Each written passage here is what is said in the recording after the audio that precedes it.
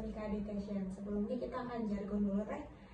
Akademika Education, cerdas berprestasi. Oke. Nah, apa kabar nih Teteh hari ini? Alhamdulillah baik nih Teh. Oke. Sebelumnya saya dengan narasumber yang keren, boleh memperkenalkan diri dulu nih? Baik, sebelumnya perkenalkan nama saya Rifa Salsabila. Saya salah satu tutor di bidang pendidikan matematika. Oke, Kak Rifa ini merupakan tutor di Akademika Education, terutama di matematika ya, Teh. Nah, untuk hari ini kita akan membahas sesuatu, Teh. Pastinya pembahasan itu akan dibutuhkan oleh anak-anak atau siswa yang ingin mengikuti seleksi masuk perguruan tinggi yaitu SNBT gitu ya. Mungkin Teh Rifa juga dulu pernah mengikuti SNBT dulu ya Teh, tapi namanya masih UTBK ya Teh. Oke, untuk memperkenalkan SNBT itu apa, mungkin kita akan memperkenalkan dulu. Jadi saya akan bertanya dulu ya Teh, kira-kira menurut Teteh SNBT itu apa sih, gambarannya gimana? Oke, baik. Terima kasih sebelumnya Teh. SNBT itu adalah salah satu seleksi nasional berdasarkan tes yang dimana kan masuk perguruan tinggi negeri itu ada 3 seleksi, ada SNBP, SNBT, dan jalur mandiri. Nah, kalau SNBP itu lebih ke jalur raport, kalau zaman kita lah ya, jalur raport. Nah, biasanya itu disaring sesuai dengan akreditasi sekolah. Nah, terus SNBT, nah kalau SNBT ini pure test mereka. Jadi sama sistemnya dengan yang sebelumnya itu dengan UTBK, cuman hanya pergantian nama. Kalau di tahun 2022 itu disebutnya SBMPTN atau singkatannya seleksi bersama masuk perguruan tinggi negeri. Tetapi kalau misalnya di tahun sebelumnya kan dibagi dua, ada TPS, ada TKA. Kalau sekarang hanya TPS saja. Nah, di mana subtesnya itu TPS itu ada kemampuan penalaran umum, pengetahuan kuantitatif, pengetahuan dan pemahaman umum, lalu pemahaman dan bacaan menulis. Itu untuk TPS-nya atau tes potensi skolastik. Lalu ada penalaran matematik, ada literasi bahasa Inggris dan literasi bahasa Indonesia. Nah, jadi kalau misalnya perbedaannya hanya di segi subtes. Jadi subtesnya sekarang hanya TPS. Kalau dulu ada tambahan TKA. Jadi ada saintek dan soshum. Kalau sekarang tidak ada saintek dan soshum. Nah, terus untuk waktunya pun dalam tes itu ada 195 menit untuk subtesnya. Nah, untuk pembagiannya tuh kalau untuk PU, penalaran umum, itu ada 30 soal. Yang pertama 10 soalnya penalaran induktif, 10 soalnya penalaran deduktif, 10 soalnya penalaran kuantitatif. Jadi di 30 soal itu ada bacaan, ada hitungannya. Nah, untuk waktunya PU itu 30 menit. Lalu yang kedua ada PPU. PPU itu pengetahuan dan pemahaman umum. Untuk soalnya ada 20 soal, waktu pengerjaannya itu di 20 menit. Lalu ada PMB. PMB itu 20 soal, waktu pengerjaannya 15 menit. Lalu ada PK. PK itu 20 soal, pengerjaannya 20 menit. Lalu literasi bahasa Indonesia itu 30 soal, pengerjaannya itu sekitar 40 menit. Dan yang terakhir literasi bahasa Inggris 20 soal, pengerjaannya 20 menit. Jadi kira-kira satu soal tuh membutuhkan 1 menit kurang. Nah, gitu sih gambaran sekilasnya tentang SNBT. Oke, saya mendengarnya kayak lebih kompleks dan lebih banyak gitu ya. Kalau untuk SNBT ini beda dengan SBMPTN atau UTBK sebelumnya gitu. Nah, seperti yang kita tahu ya, SNBT ini merupakan gerbang utama melalui jalur tes ya untuk masuk ke perguruan tinggi impian. Nah, biasanya di sini juga ada penentuannya lulus atau tidak lulusnya ya Teh ya. Nah, menurut Teteh pribadi, biasanya apa sih yang menentukan kelulusan dari SNBT ini? Oke, untuk kelulusan sudah pasti yang pertama hasilnya ya, hasil dari tanya. Nah, skornya di sini kalau untuk SNBT sendiri penilaiannya menggunakan IRT. Jadi maksudnya soal tuh tidak langsung ada bobotnya. Jadi dilihat dulu seberapa sulit soal tersebut. Jadi kalau di satu soal tersebut banyak yang menjawab, maka kemungkinan soal tersebut mudah kan? Nah, maka poinnya akan lebih rendah. Tapi kalau di satu soal tersebut yang mengisinya sedikit, maka nilainya akan tinggi. Jadi sih tipsnya kalau misalnya UTBK atau SNBT, isi aja. Jadi jangan sampai dikosongin karena itu bisa merugikan gitu. Dan bisa membuat skornya lebih naik lagi. Seperti itu. Terus yang kedua juga dilihat dari kuotanya. Jadi kan setiap jurusan dan universitas itu ada kuotanya. Jadi dibagi 3, ada untuk SNBP, SNBT, dan jalur mandiri. Nah, kita juga harus memperhatikan berapa kuota di jurusan yang kita inginkan. Seperti itu. Terus kelengkapan berkas pendaftaran, kan nanti kita sama kayak SNBP kita mengisi juga kan, mengisi form gitu di webnya. Nah kita harus lengkapi semua berkas-berkasnya, jangan sampai ada yang ketinggalan, apalagi telat daftar. Nah jangan sampai gitu. Lalu ada portofolio. Nah kenapa ada portofolio? Portofolio ini tidak semua jurusan, jadi hanya ada beberapa. Itu olahraga, terus kesenian kayak seni musik, seni tari, terus seni rupa murni dan lain sebagainya. Itu menggunakan portofolio. Jadi hasilnya kan, kalau seni berarti harus ada hasilnya kan. Nah, lalu ada juga passing grade PTN. Jadi kita bisa lihat dari tahun-tahun sebelumnya jurusan yang kita mau di universitas tersebut, skor UTBK-nya itu berapa sih di tahun kemarin. Jadi kita bisa mempersiapkan, biasanya tidak akan jauh beda sih skornya gitu. Jadi kita bisa mempersiapkan untuk lebih memperbanyak TO, belajar, karena salah satu supaya hasilnya baik juga dengan cara berikhtiar dulu kan, dari berdoa seperti itu. Lalu yang paling penting kesiapannya sih mengikuti ujian, karena kan kadang SNBT ini sekaligus anak-anak sudah bersekolah kan, jadi mereka tuh memikirkan tugas praktek, ujian sekolah, SNBT. Nah mereka harus bisa membagi waktunya nih, karena kalau misalnya belajarnya hanya hamil sebulan atau bahkan hamil 2 minggu itu kurang optimal, karena kan kalau misalnya dilihat dari tesnya aja sudah banyak, kalau sistemnya kebut semalam itu kurang optimal dan kurang bisa mendapatkan hasil yang bagus sih teh gitu. Gitu ya, mungkin untuk yang menentukan dan persiapannya mungkin ya teh, persiapannya seperti itu. Kalau dari teteh pribadi, apakah ada, kan tadi ya belajarnya jangan ngedadak gitu ya, jangan 2 minggu sebelum atau 1 bulan sebelum.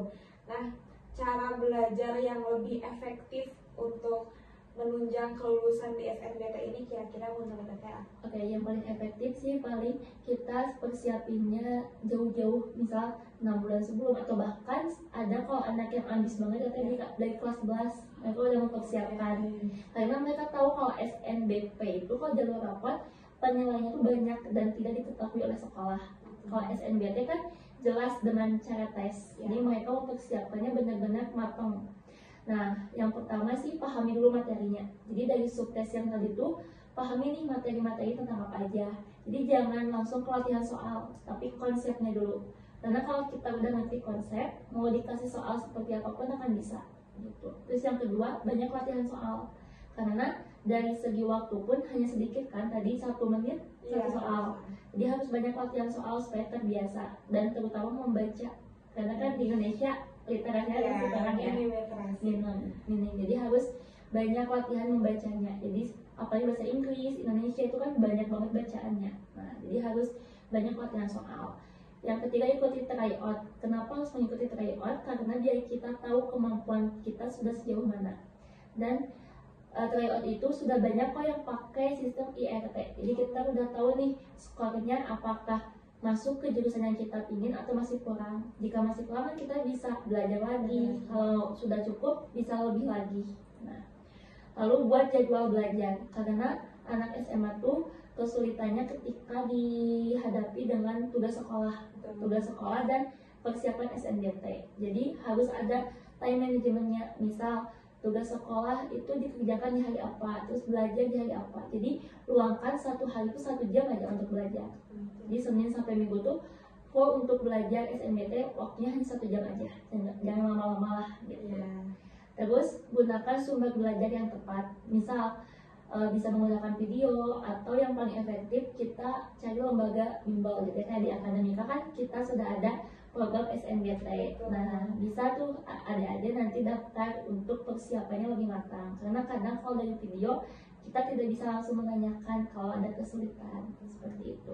Terus yang terakhir, evaluasi diri. Jadi ketika kita sudah lihat dari hasil tryout, dari hasil belajar, kita lihat di mana kita masih kurangnya, dan situ diperbaiki lagi. Kayak gitu sih teh. Oke, mungkin itu untuk strategi belajar yang efektif ya. Betul sekali ya. Kalau misalnya belajar itu tidak hanya untuk video atau dari buku saja, tapi kita juga perlu konsultasi langsung mungkin ya, apalagi untuk ke gurunya. Jadi bisa mencari bimbel-bimbel terdekat, terutama mungkin di Akademika Edukasi juga ada bimbel khusus untuk persiapan SNBT ya. Oke, mungkin pertanyaan selanjutnya, berdasarkan pengalaman Teteh pribadi nih, apa yang biasanya jadi tantangan ketika menghadapi SNBT dan gimana cara mengatasinya? Oke, biasanya tantangan terberat itu sudah pasti persaingan. Betul. Jadi kan dalam satu jurusan tuh kita memperebutkan satu kursi dengan beberapa ratus orang. Nah, jadi kita dari situ aja kadang anak-anak itu udah mulai down dengan jurusan yang mereka pingin. Contoh yang paling di Indonesia paling banyak tuh kedokteran kan. Kedokteran tuh satu kursi bisa hampir 100 atau lebih karena banyak yang ingin masuk kedokteran. Nah, banyak anak yang ketika melihat persaingan itu dia down langsung kayak nggak bisa. Nah, harusnya kita optimis dulu aja coba, dan kita lihat juga kemampuan diri kita. Kalau memang kita merasa kita mampu, kita coba dan kita terus perjuangin, karena kan yang tahu kemampuan kita cuma diri kita kan, bukan orang lain. Terus kalau yang dirasain sama saya sendiri sih, kalau waktu SNBT tantangan terberat itu adalah ketika mengerjakan soal, karena kan dilihat dari soal TO tuh pasti teksnya panjang-panjang nih. Pas SNBT itu memang tidak sepanjang teks TO, cuman pressure-nya kita di waktu. Nah, karena kita tuh kayak udah memikirkan waktu, memikirkan jawaban, karena kalau gak diisi itu kan bisa merugikan kita sendiri. Jadi pressure terberat tuh waktu pas ujian adalah ketika dengan waktu yang sedikit akan tetapi soalnya banyak. Nah, caranya sih yang pertama pasti kita harus sering latihan soal yang banyak. Jadi jangan latihan soal cuma 5 soal, 10 soal, itu kan kurang. Jadi kita harus berlatih soal sebanyak mungkin, mengikuti TO sebanyak mungkin, karena sekarang banyak kok TO-TO yang udah gratis gitu ya, yang udah bisa diakses dimanapun. Nah, dengan begitu kalau kita banyak TO kan seenggaknya kita sering baca ya, kan karena TO tuh teksnya bisa 5 paragraf, panjang banget. Nah, dengan gitu kita bisa nih sering baca dan terlatih untuk mengerjakan soal dengan cepat. Terutama kayak matematik itu kan butuh perhitungan dan butuh cara yang cepat. Nah, dengan banyak latihan soal, mengikuti bimbel, pasti kan nanti dikasih cara-cara mudahnya kayak gitu. Itu sih. Oke, mungkin itu yang berdasarkan pengalaman juga ya tentang tantangan dan juga cara mengatasinya. Mungkin kalau misalnya teman-teman merasakan hal yang sama, untuk solusinya bisa diikuti ya Teh ya. Oke, karena mungkin tadi sebagai tantangan gitu. Kalau misalnya Teteh balik lagi nih menjadi peserta yang ingin mengikuti SNBT, apa sih yang ingin dihindari dari persiapan SNBT-nya itu sendiri? Hal yang harus dihindari sudah pasti jangan sistem kebut semalam ya. Dia harus persiapan jauh-jauh hari. Terus dari segi fisik, jadi nanti kalau hamil 1 SNBT nih jangan begadang, jangan stres. Jadi kita udah mempersiapkan jauh-jauh hari, jadi ketika hamil 1 atau hamil 2 hari akan tes, kita tinggal review materi saja, jadi tidak harus belajar ulang lagi seperti itu. Terus kalau misalnya yang harus dihindari, pasti hal-hal yang ada di aturan harus dihindari. Nah, misalkan aturan yang di tahun kemarin tuh datang harus tepat waktu saat tes, karena kalau kita telat kan kita tambah lagi tuh pressure-nya udah telat, terus kita harus mengerjakan soal dengan banyak. Nah, jadi usahakan datang ke tempat ujian tuh 30 menit sebelumnya supaya lebih tenang. Terus yang kedua, pakaiannya harus formal dan sopan ketika ujian. Terus yang lainnya sih gak boleh bawa HP, itu udah jelas ya. Yang paling penting sih jaga kesehatan saat akan memasuki minggu-minggu SNBT, karena itu paling penting, karena kan kalau kita sehat kita akan lebih fokus ketika mengerjakan soalnya. Intinya lebih ke banyak persiapan diri ya, hindari hal-hal yang bisa merugikan diri sendiri juga. Nah, mungkin tak terasa ya kita akan menuju ke akhir sesi dari podcast kali ini. Mungkin yang selanjutnya akan ada menurut Teteh pribadi strategi apa, karena kadang kan masih banyak yang bingung untuk memilih jurusan gitu. Strategi apa yang bisa dilakukan agar jurusannya itu tepat dan sesuai gitu dengan diri sendiri? Strateginya sih yang paling pertama kita harus mengenali dulu minat bakat dari diri kita, karena kita jangan asal milih jurusan. Kan kuliah tuh 4 tahun lama, jadi kita harus benar nih minat bakatnya mau di mana, kesukaannya di mana, passionnya di mana. Ketika nanti sudah tahu nih minat bakatnya, misal pengen jurusan kedokteran contohnya, nah kita lihat juga prospek karirnya. Jadi tidak hanya sesuai minat bakat, tapi harus dilihat masa mendatangnya, masa depannya. Jadi dilihat dari jenjang karirnya, apakah prospek karirnya banyak, apakah lowongan kerjanya nanti di saat kita lulus banyak, ataukah seperti apa. Terus daya tampung dan ketatan. Nah, kalau daya tampung ini biasanya ketika kita mau memilih pilihan kedua. Jadi pilihan pertama sudah pasti sesuai dengan minat bakat. Pilihan kedua itu yang masih sesuai dengan minat bakat kita, tapi passing grade-nya di bawah pilihan pertama. Jadi diusahakan pilihan kedua itu adalah opsi kedua ketika kita ingin jurusan yang sesuai minat bakat, tapi daya tampungnya sedikit dan keketatannya pun tidak terlalu ketat seperti yang pertama. Terus akreditasi jurusan dan kampus itu sangat diperlukan sekarang, karena di dunia kerja akreditasi itu diperhatikan. Jadi kita harus lihat apakah akreditasi jurusannya A, B, C, atau D. Jadi harus dipahami lagi. Terus yang paling penting sih itu minat dan bakat, karena itu modal awal ketika mau menentukan jurusan. Dan konseling ke guru BK atau guru tutor di tempat lesnya. Iya, nah itu tadi ya Teh, untuk strategi pemilihan jurusan selain sesuai minat bakat juga perlunya konsultasi dengan orang tua ya Teh ya, dengan guru BK, wali kelas, terutama kalau misalnya teman-teman les di Akademika Education bisa ya Teh untuk konsultasi ke pihak Akademika Education, terutama ke guru-gurunya gitu untuk menanyakan terkait jurusan yang tepat.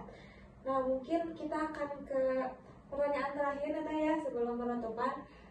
Dari Iva kira-kira bisa memberikan motivasi atau pesan untuk peserta yang sedang mempersiapkan SNBT? Oke, paling sih pesannya ya yang pertama, rajin lagi belajarnya, karena kan sekarang SNBT terhitung 2 bulan lagi ya kurang untuk pelaksanaannya. Jadi persiapannya harus makin digasin lagi dan harus makin banyak latihan soal. Kalau yang belum ada persiapan, cepat persiapannya, karena kan sekarang pun sekolah tinggal ujian praktik dan ujian sekolah, jadi untuk waktu belajarnya bisa lebih maksimalin lagi. Dan terutama banyakin ikuti tryout, karena ketika kita banyak mengikuti tryout, kita banyak melihat tipe-tipe soal dari yang mudah, sedang, sampai sulit, sehingga kita bisa banyak mengevaluasi diri di mana kita kurangnya. Gitu sih Teh. Oke. Dan jangan lupa berdoa, yang paling penting. Itu yang pertama ya, karena kalau misalnya segala sesuatu tidak disertai doa, takutnya jadi sombong ya, dan mustahil juga untuk terjadi. Oke, mungkin dicukupkan untuk podcast hari ini, yaitu tentang strategi persiapan atau strategi lolos untuk masuk ke perguruan tinggi, terutama mengikuti SNBT gitu.